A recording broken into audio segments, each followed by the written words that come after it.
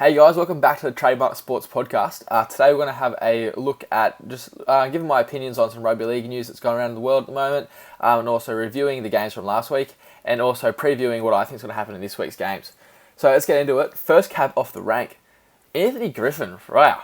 So the Dragons board had a meeting yesterday, Tuesday, about his future at the club and stuff, and they fully backed him.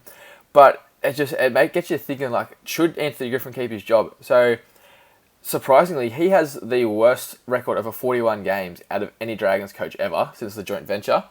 So his record is 16 wins and 25 losses. And Paul McGregor, who was considered one of the worst coaches for the Dragons, had a record of 20 wins and 21 losses, so a fair, marginal bit better. And then Steve Price, who in my opinion was the worst Dragons coach they've ever had, was 17 wins and 24 losses. So in fairness to Anthony Griffin, he probably has inherited the worst squad for the Dragons. The worst roster coming into the club, and things haven't really gone his way. Like last year, they were in the top 8 for most of the season, and then Barbecue Gate happened, and this year, I don't know, they're exceeding a lot of people's expectations. A lot of people had them coming in the bottom 4, which I personally did. I think their roster's a bit better than that, but yeah, I don't know. It's just everything's not clicking the way it looks like it should at the Dragons. And I think some of the fans are a bit agitated with the development of the players. I think a lot of people expected to see Sloan and Sullivan playing consistent footy in first grade, which they're not really. I know Sullivan's been picked again this week, which is good to see. But I think with Sloan as well, it's not technically, it's not really Anthony Griffin's fault. Because when Cody Reynolds come back in, he's been on fire. On the weekend, he scored a really good try and set another good one up. Cody Ramsey's been white hot form, so he can be excused for not bringing Sloan back in. But then you look at Tautau Moga is playing first grade on the wing instead of someone. You could bring in Sloan just to get some reps and minutes in first grade. Just like how the Roosters are doing with Sawali. You can't tell me the Roosters are going to play Sawali on the wing for his whole career.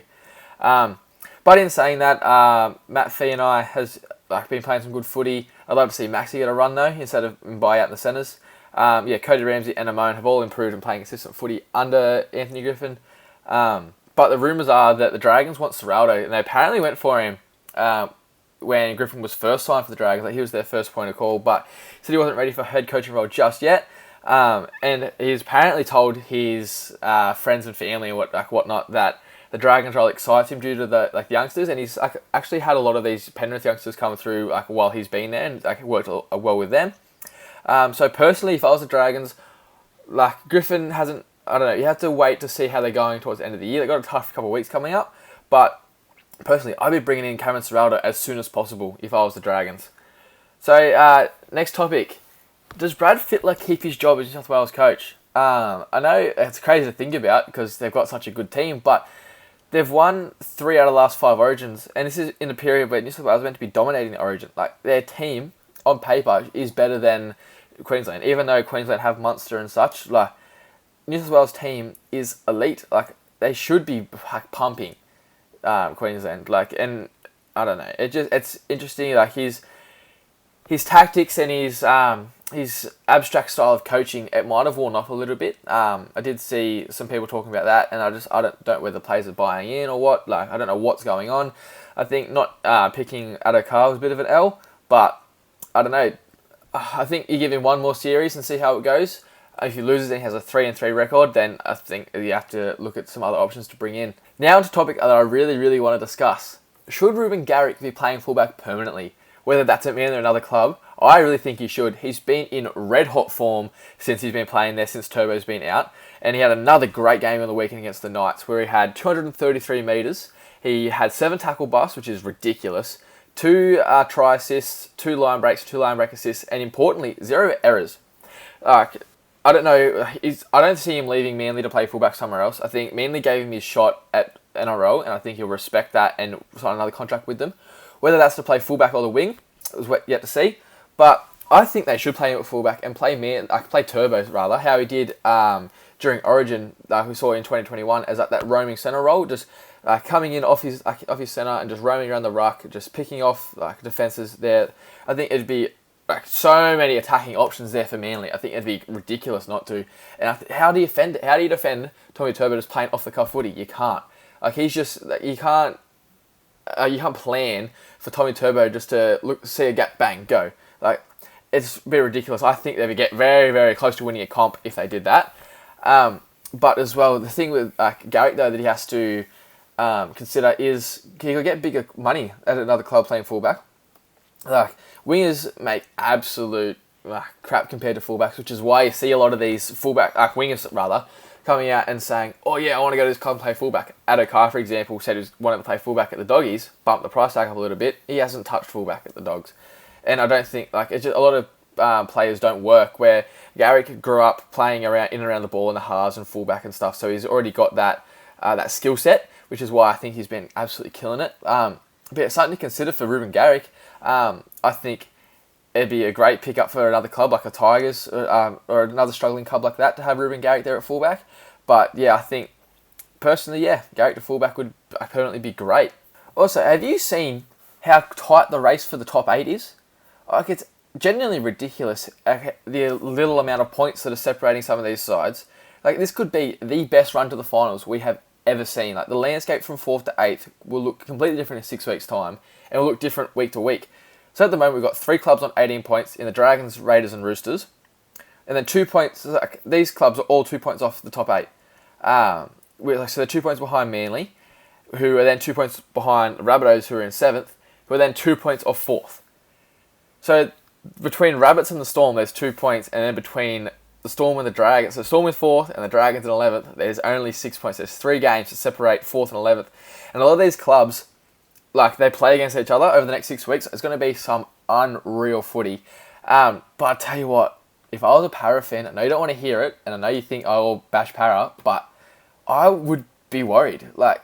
Para's draw is ridiculous over the next 6 weeks. They've got the Broncos, then the Panthers, Manly, Rabbitohs, the Doggies, Broncos, and the Eels. There is some ridiculously tough games in there, and there's some games that Para could definitely lose. But then again, we've seen time and time again with Para, they play so much better against the better teams. So Para's got nothing to worry about then. They might as well finish bloody second. But it just, oh man, can you imagine if Para don't make the finals? Brad Arthur's job, head's already on the chopping block if you if you believe everything you read, rather. But yeah, can you imagine with that squad? This is the last chance I think they have to win a comp, because they've got some key pieces leaving next year, such as Reid Marnie and such. But could you imagine? Oh man, that is such a wasted opportunity for Para if they can't make the finals this year. I don't think it'll happen, but it's definitely something to think about. But moving on to the review of all the last week's games. Some of these games didn't get to watch, so we'll just touch on them. But anyway, start off with the Cowboys vs Sharks. So the Cowboys, they had a lot of players out. I tipped them, and then I made a video about my tips, and a lot of people saying, "Oh, Cowboys got this player out, this player out." I was like, yeah, right. Whoops, I didn't look at that. But yeah, Sharkies are too good for a depleted Cowboys side. There was a massive turning point in the game that I thought, though. Jason Taumalolo was denied a try due to obstruction from Reece Robson. And I mean, yes, by the letter of the law, it is an obstruction. But what's he meant to do? Taumalolo's made a break, and Reece Robson's coming up to support him. And then Taumalolo gets caught in a tackle, and he's fighting his way to go score. And then I think Toby Rudolph maybe was coming over and was impeded by Robson. But he can't disappear.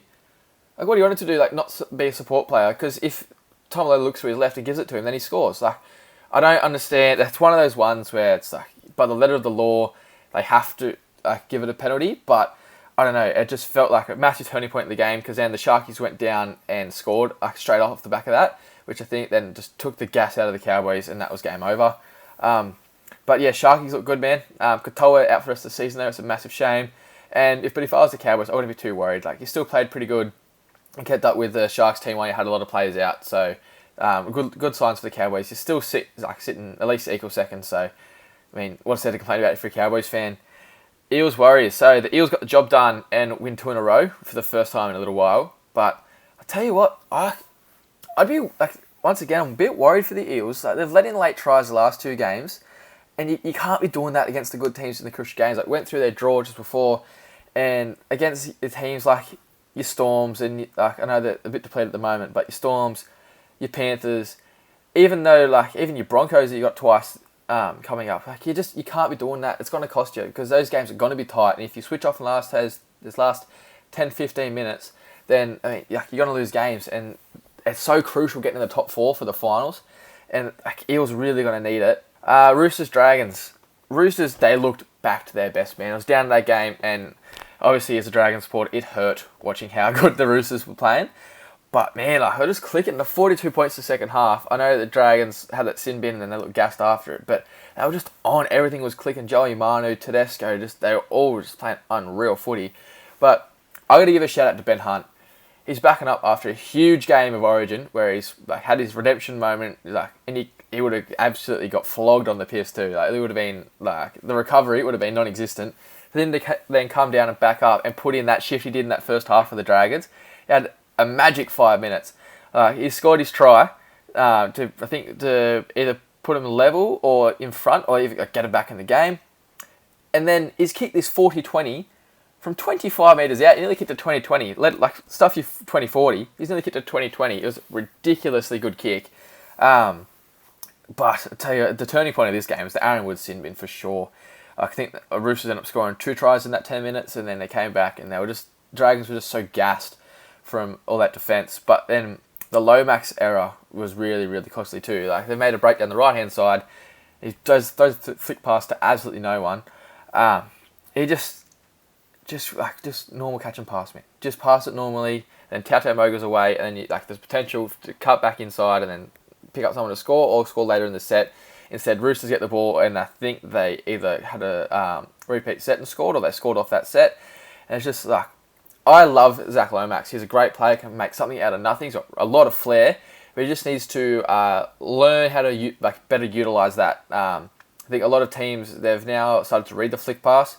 If he just puts it away and brings it out 2 or 3 times a game, it's such a lethal weapon. But anyway, on a positive note, how good was Joseph Manu?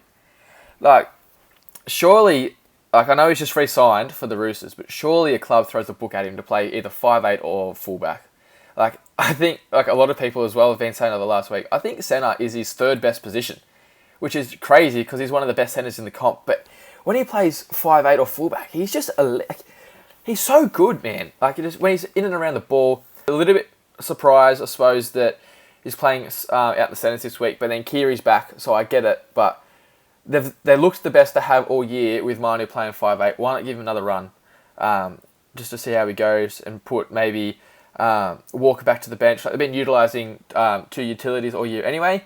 Though you got to talk about it. His unsportsmanship moment. Watching it live, I was filthy at it. But looking back on it, he did have a cramp in his calf, and he just took advantage of the play. I know, it sort of took advantage of the Dragons players a bit because they're trying to do the right thing and not just whack this bloke who's put up injured. But he did come off the rest of the game and iced his calf. I don't think it's a bit of a nothing situation. If that was to decide the game, there'd be a lot more argument and everything about it. But they were already pumping him anyway, so it doesn't really matter. I really think Roosters now with his form can push on for a good run to the finals. But man, it sucks that Tupanua and Billy Smith got injured. Billy Smith, I feel so sorry for him. That's his 3rd ACL he's done now. The poor bloke can't catch a break. So Manly Knights didn't get to watch this. Was driving back up from Central Coast. But man, Ruben Garrick, it's just absolute red hot form. That Saab try, the one where Kieran Foran went and DC went down the blind and popped it back up to Saab. That was just amazing.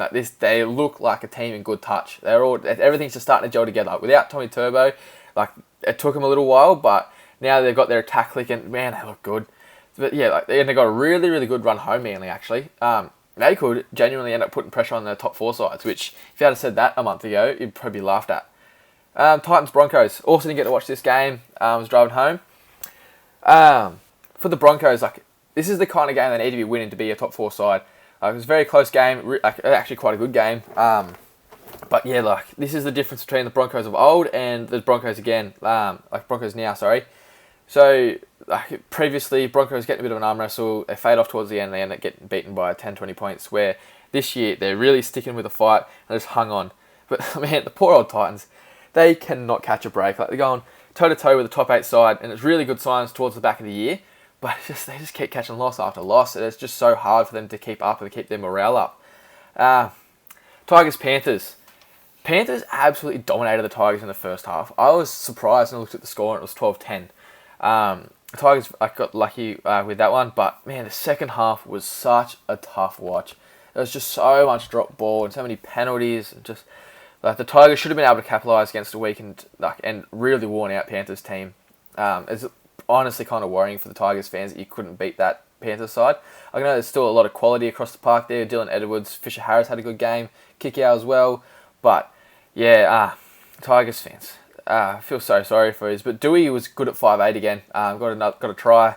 I think he has to be a 5'8" long term. I don't know about Hastings at 13. He did play well, and he adds another dynamic in attack, but he made 40-something tackles in the middle, and I don't know whether his body will be able to handle that full time, as he's used to being out on the edge. Especially because he's a big boy, but he's not you don't look at him and go, geez, he's a bigger body. He's not a massive frame like a Tamalolo that you got there in lock. I think looking forward, the best thing for the Tigers would be to have Dewey at 5'8" and Hastings at 7, but we'll see what they end up doing. But Fisher Harris, I've got to give a shout out to him. In his 150th game, he was amazing. He played 65 minutes. That's huge to play in the front row. He put in a massive effort. Ended up running for 164 metres with 86 post contacts, and all by making 39 tackles and scoring a try. So big day for him. And Mitch Kenny was also impressive with a try assist, 51 tackles, and he's just going to slot straight into that 9 position once Coruscant leaves. Coruscant, although is a huge loss, I think Mitch Kenny is going to be some player, and honestly, he might just fit into that side seamlessly. Storm versus Raiders. Ricky Stewart, dead set. He works some magic when they go down to Melbourne. How do they keep winning against the Storm? They've won 4 in a row down at AAMI Park, and I heard talking about it on the Bloke in a Bar podcast that Raiders are the only team with a positive record at AAMI Park, obviously apart from the Storm. Storm started really fast. I thought they were going to kick on. I was like, here we go, Storm are back. But then that Sebastian Chris intercept really changed momentum for him. I think this game, it was a bit of a mix of the Storm being poor and the Raiders being good. The Raiders really, really turned up for that one, and then the Storm looked a little bit flat. But the Raiders' defense was unreal. They really, really did turn up in defense. I think the Storm had a lot of ball in their 20 and in their red zone. They just held on every single time. It was ridiculous. But we've got to touch on the Pappenhausen injury. That's such a nasty injury, fractured kneecap. And it's a big, long recovery time. He won't be back this season. And it raises the question, can the Storm win the comp without him? They've looked really clunky, even with him there. And now without him, it's can they make an impression on this comp? They've lost 3 in a row. And Melbourne don't really usually do that. But yeah, to me, I don't see the Storm doing much this year in the finals now. Which is unfortunate, because I think at the start of the year, they were one of the teams that really could stick it to Penrith. But in saying that, you can never write off the Storm. But it does feel a little bit different to previous years. And it's the last game of the round, Bulldogs versus Rabbitohs. I am so happy for Declan Casey, man.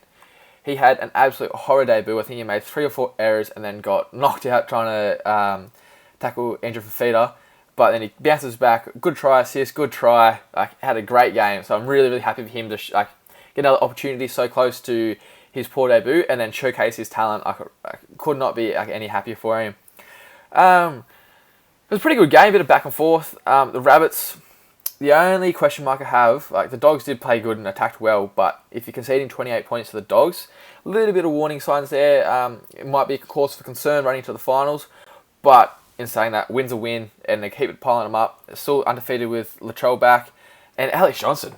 Yeah, how does he keep do you just keep scoring tries on tries on tries on tries? And that's where he rarely gets talked about. He is one of if not the best finisher we've ever seen. Well, I suppose personally I've ever seen in the NRL. And I think the record's 212 tries, and he's sitting on 155, and he's only 27. You can't tell me that boy's not scoring 60 tries over the next 6 or 7 years. He's got it in to play till he's 35. Easy. He will 100% break the try scoring record, in my opinion. Righto, onto the preview of this week's footy. So we kick off with a massive game on Thursday night. Eels versus Broncos. It's going to be huge in terms of the race for the top 4. Parrot home, playing at Bankwest, CommBank, whatever you want to call it. Well, it's CommBank. Is a huge boost for them. I think Parrot always step up against the good sides, but The Broncos will be keen to keep building on their form they got. I'm not sure how many in a row they've won. I know they've definitely won 2 in a row, but they're looking to extend that and really cement their place as the top 4 side if they can. But with a couple tough weeks coming up for Para, they will really see this as a must-win game in terms of their race for the finals and their positioning. And I think they will have enough to get the win there. Dragons versus Manly. Another massive game for both these sides, but especially for the Dragons because they've got the Cowboys and the Sharks for the next 2 weeks. And the Dragons, they always seem to play well against Manly, especially at home. And interestingly, this season, the Dragons have a 6-2 record at home, while Manly have the opposite. Their away record with a 2-6. So out of 8 games, they only won 2, which is a bit worrying signs for Manly. However, with how they played last week, putting Knights to the absolute sword, and the Dragons just falling away to the back, I think their confidence is going to be shot. So I do think Manly will take the win here. Knights versus Roosters. Roosters did seem back to their best, and this game could get ugly. Uriah Hargrove's come back on the side, which is a massive boost after... they also lost Tokiaho as well, so massive boost there. While Joey Manu is back to centre with Kiri coming in at 5'8". So it'd be interesting to see if the attack flows the same way that it did last week, because just last week everything was just bouncing around, everything was just so perfect, and they really, really played well with Manu at 5'8". Also be interesting to see if Manu does float in a little bit off his centre and play a bit of that roaming centre role that we've seen a couple of times during Origin, and we've seen Manu play a little bit of that at the start of the season, but they went away from it a bit because it wasn't really clicking. So it'd be interesting to see if that happens. But yeah, unfortunately for Knights fans, cannot see any result other than a big win for the Jookies. Raiders vs Warriors. This is a must-game win for the Raiders. They're bouncing back after a really, really big win against the Storm, so it'd be interesting to see if they can get up for it again. The Warriors, they're a bit all over the place. They looked good at the back end of the Eels game, so they might have a bit of confidence from that going through. So Reece Walsh has been dropped to the bench for Chanel Harris-Tavita to start at fullback. Which, to me, it kind of makes sense because he's not going to be there next year. There's no point really developing him for to be better at another club. But it's also, to me, in the same sense, doesn't really make sense that they're replacing him with Chanel Harris-Tavita and then Ronald Volkman can't get in the team. I think, Dejan Arce, although I think his best position is 5'8", give him a run at fullback. And then bring Volkman into the halves. Volkman is the future of that club. He needs to be playing footy. Even bring him onto the bench somewhere. I'm not sure what the thought process is behind that. But yeah, for the Warriors, man, I just think they really need to be playing their young guns. Give the Kepu twins a run. Their season's over, so you might as well just blood some of these players into first grade. Give them a taste. Give them some hunger. And have a really big preseason. And then look forward to next year. So coming back to the game, I do think Canberra, I do see the Green Machine getting a big win here. Panthers versus Sharks.